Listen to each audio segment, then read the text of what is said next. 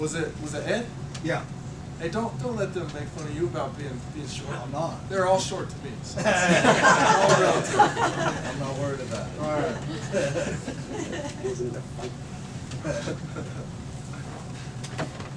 All right, we'll see if our audio still works. I got some fun stuff on videos. We're gonna have fun today. This is, if there's a title to my message, this is my message. I'm gonna tell you a little bit about me, about my experiences, and just about life, love, liberty, and everything in between. We're gonna have fun. We're gonna tell some stories. Actually, I left these at home, so I got them on my computer. John mentioned, I played in the NFL, and now I'm done. I wish I was still playing. Unfortunately, they don't let you play forever. And a lot of times when you turn 30, they kick you out. That's kind of what happened to me. I turned 30 and I tore my ACL, and they kicked me out. So that's why I'm here now. I thought I was going to play for, I don't know, 10, 12, 15 years. And it's frustrating. I could still play. My knee's better. I'm good. I feel great. And I'm 31. I know I only look 21, but I'm 31. Actually, you're probably like, hey, he's bald. He's old. But I feel great. I played 20 years of football, and the first time I ever left a game because of an injury was when I tore my ACL. It ended up being the last time I ever played, and so I had a great run. A lot of making it to the NFL and making it in the NFL is staying healthy. And so I was very fortunate. I was healthy my whole career and was able to play. And in fact, when I did hurt my knee, nobody touched me. I was just running down the field. I was covering a punt at Dallas, Jerry's World, if you've ever seen that big stadium. And the turf monster got me. That's how it started. I was just running and I fell down. It really looks like a sniper shot me because nobody touched me and I fell down. And I didn't know. I knew something was wrong with my knee. I didn't know what happened. It was kind of interesting.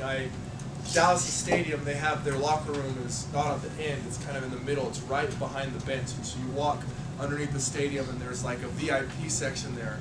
And I remember walking with the trainer to the locker room, and I remember thinking at the time, I didn't know what was wrong with my knee, and I remember thinking, whoa, what if this is the last time I ever play football? And at the time, I was like, oh, no, of course not. I'll be back. And unless they call me up to play in the Super Bowl in a couple of weeks, I'm probably done. But that being said, so you leave the NFL and now you have to go face the real world, and you're done playing a kid's game. So these jokes, these are funny. I love these jokes. The title of these jokes is Why Athletes Can't Have Real Jobs. And so you'll see, the best part about these jokes is they're not even jokes, they're just quotes. And they're funny because the guys that are saying them are jokes themselves. So, and now you'll see why I'm up here doing this job and not a real job. But these are a couple guys. So this is a New Orleans running back. His name is George Rogers, and he was asked about the upcoming season, how he's going to do, and he said, I want to rush for 1,000 or 1,500 yards, whichever comes first. he was a math major.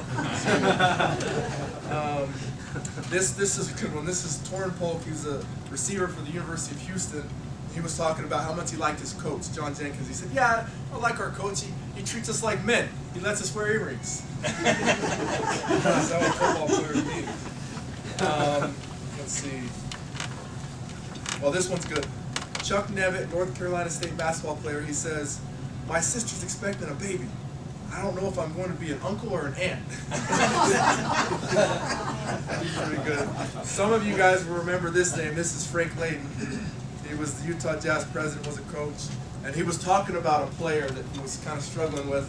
This is what old Frank said. I told him, son, what is it with you? Is it ignorance or apathy? He said, Coach, I don't know and I don't care.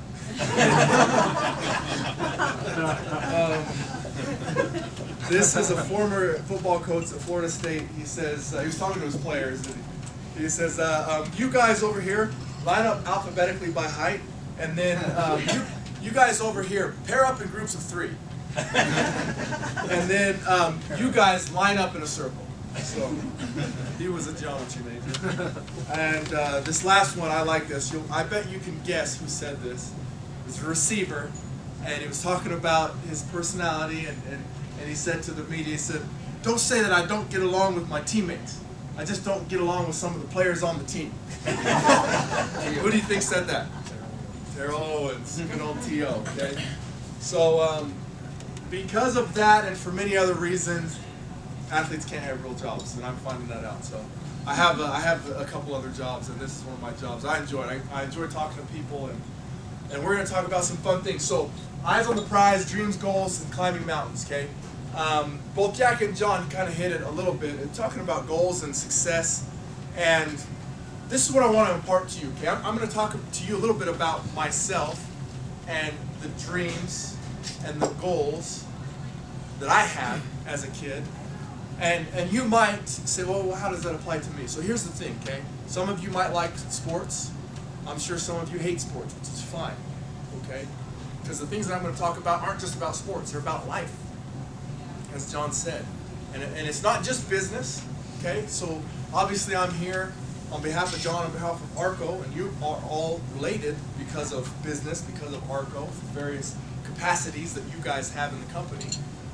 The message that I have to you, it deals with success in business, but it's beyond that. It's life. It's success at home. It's success in relationships. It's success as a servant in the community. Your fitness level, your mental health, your emotional health. Okay? It's success in whatever you want to aspire in life. So that's what I want to talk about. I have this next picture. It all starts with where you're going. So I like this picture because the picture tells 1,000 words. And here we have two people that have worked to achieve an objective. They set out to climb this mountain. And we see the picture, all we see is the finished result. We know nothing about the journey to get there. But at the same time, we know everything. Because all of us, either literally or figuratively, are climbing our own mountain right now. With shortfalls and shortcomings, delays and disasters.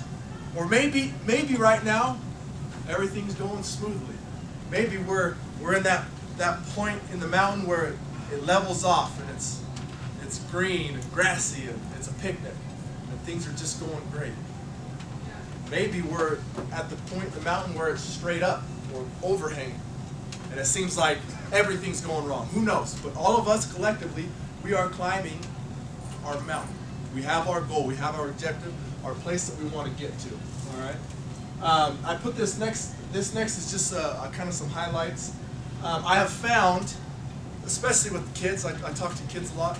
I have found that if they know a little bit more about me, they have a little bit more credibility with them. So that's kind of why this is on here. And also there's some BYU highlights on here.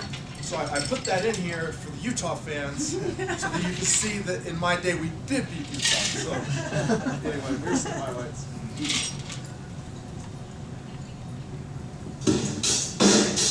That volume is a little bit too loud.